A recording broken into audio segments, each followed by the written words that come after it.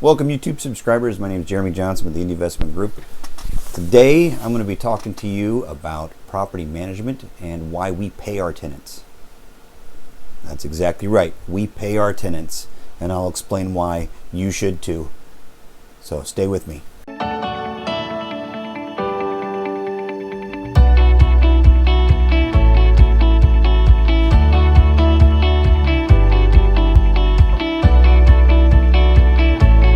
So before I get started, please like or subscribe if any of this stuff helps, feeds the Google algorithm and makes everybody happy.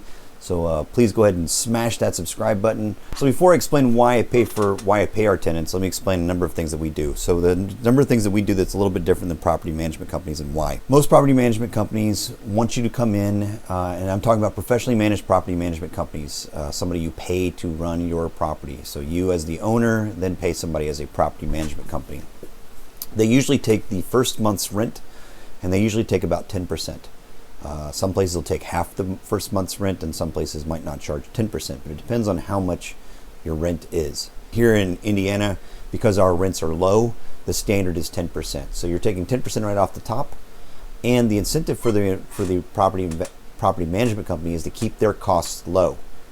So they are not providing the same level of customer service that you might be able to provide to your own property. Not all property management companies make it easy to pay, nor do they actually go ahead and make sure that all of your paying rent or that paying rent will build your credit.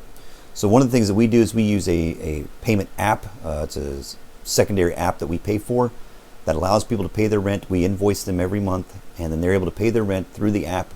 They can pay by check, credit card, direct deposit, and we still make it possible for them to pay in person at a bank if need be. So there is no reason why they can't make a payment to the rent. And we also make sure that their rent is getting reported to the major credit agencies. We don't sign multi-year leases because they don't know me, I don't know them. How do I know that they will take care of my property and that they will pay on time and that there will be no problems and that they will report any major issues? How do I know that going in? And how do they know that I am not going to be a problem landlord, that I'm going to continue to fix everything I say I'm going to fix, and that if there is any issues that I'm going to take care of it? How do they know any of that? So we don't. So there is no incentive for either party to want a long-term contract or a long-term lease right at the very beginning. So we screen all of our tenants and make sure that our tenants are quality enough that we want to be able to keep them for long term based on just the financials and the information we can get from the very beginning of the screening. So what we do is we make sure that they can sign for what we call our quality renter program. Now it's amendment or an addendum depending on the legality or however you want to call it. It's a rider to the lease. So the lease agreement, we do a couple things different than the lease agreement because we do list every major appliance's serial number as well, just so that there is no misunderstandings in case there's a problem or if something breaks or isn't working. We can prove again that was ours at the very beginning, or we can prove that the tenant might have changed it. So it's to keep everybody on the same level. We do that as well. So what this quality renter program is it's a rider to the lease itself, and what it does is it gives them a number of guarantees in writing, saying first that they actually will make 1% on their security deposit. But what we do is we give them a 1% credit on their security deposit. So your security deposit will make 1%. That's better than nothing, but it makes a credit. It does not make cash or make interest. It is written out as such that it is a credit that will be used for any damages first. That's important because that also means that the credit can be pulled away if at any point in time they no longer qualify for the quality renter program. Things that could happen that could make it so that the quality rental program no longer applies would be if they have more than one late payment in a year, and if there are multiple reports of problems or disturbances from other neighbors. So that could be police activity, that could be just be complaints, it could be a number of different possibilities. But they will be notified in writing whenever they've received a complaint. And they'll be notified in writing if the quality rental program is ever canceled for any reason. So the other thing that the quality renter program does for them is that we also guarantee their rent for 3 years. We mark down when their rent is going to be reevaluated, and it's always at a 3-year mark. So we tell them right at the very beginning, when you move in, you're provided you pay on time and you qualify for this quality renter program, your rent will be locked in for 3 years. You don't have to worry about your rent ever going up. And furthermore, we will make sure that if there is a change in your rent, you'll be notified 90 days ahead of time. Not 30 days according to law. You'll be notified 90 days ahead of time that the rent will be going up at the end of the 3-year term. So that way there is no misunderstandings on to what is going on with your rent. The other thing we do with that is we tell them the reason why we want to mark this in and we want to do a 1-year lease agreement is that at the end of the lease agreement, what we will do is we will do an inspection. It's a quick walkthrough inspection. It's not to the same level as the inspection whenever we moved into the property or move out of the property. This is just I need to see every room. That's all it is. I just need to see every room. It's a bedroom. I realize it might be dirty, bathroom, same thing. I just need to be able to poke my head in to make sure that there's no major damages or that there's anything illegal going on in those rooms. That's it. So I'm just going to poke my head into every single room, make sure that I'm doing a kind of a quick walkthrough of the property, and if everything is in good shape and on the up and up, I will offer them cash to actually re-sign the lease.